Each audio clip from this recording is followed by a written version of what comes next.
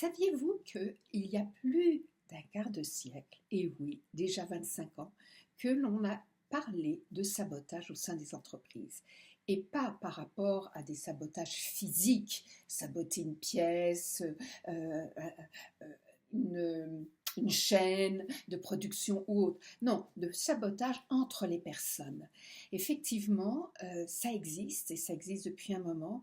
Et on a commencé à mettre des mots dessus, les managements et puis les personnes des ressources humaines qui se sont inquiétées parce que ça faisait des dégâts et ils ont voulu comprendre c'était quoi ce mécanisme. Et ils se sont rendus compte qu'effectivement c'était quelque chose de très réel qui se vivait dans beaucoup d'entreprises et dans tous les domaines, que ce soit la finance, les entreprises mécaniques, la santé, l'éducation, etc.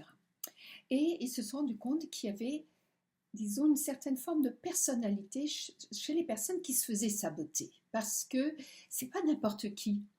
Et pour ce qui est de cette personne sabotée, il faut savoir que je vous demande d'être très très prudent. C'est que c'est pas parce qu'une fois une personne vous fera une réflexion ou vous tirera dans les pattes ou vous donnera pas la bonne information qu'elle est forcément un saboteur ou que vous êtes forcément un saboté.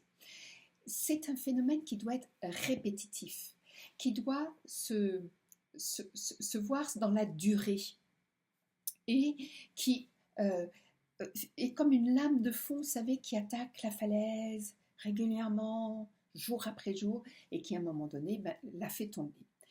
Et on a remarqué qu'il y avait donc une personnalité plus circonscrite concernant les sabotés, parce que ce sont en général des personnes qui sont très responsables, qui veulent vraiment faire profiter l'organisation dans laquelle ils travaillent, qui veulent être aimées, et ces personnes du coup, eh bien, elles s'épuisent à la tâche, elles ont tendance à en faire 200%.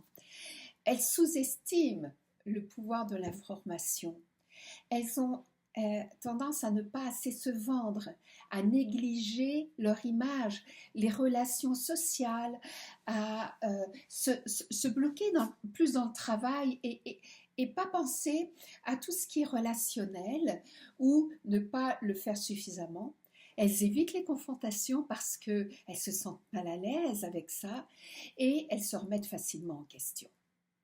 Mais ce qu'on remarque également, c'est que ces personnes souvent manquent de confiance en elles, alors que ce sont des expertes. C'est ça qui est paradoxal.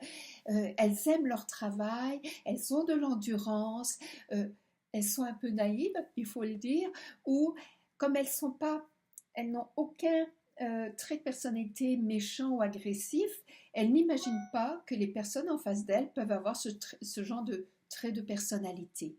Et en plus, elles sont très intransigeantes vis-à-vis d'elles-mêmes. Donc, vous voyez que ça peut expliquer, compte tenu de ce type de personnalité, eh bien, le fait que ce sont des personnes qui sont plus ciblées par les saboteurs, qui sont donc plus vulnérables et qui peuvent vraiment avoir des conséquences très néfastes pour elles-mêmes parce que ça peut aller jusque la dépression. Donc, ça vaut la peine de comprendre à la fois la personnalité des sabotés, mais aussi des saboteurs, on le verra à un autre moment, et aussi comment fonctionnent ces saboteurs, c'est quoi leur manière de faire, de façon à trouver aussi les solutions, bien sûr, pour que vous puissiez les appliquer. Alors, je vous dis à bientôt pour la suite de ce mois.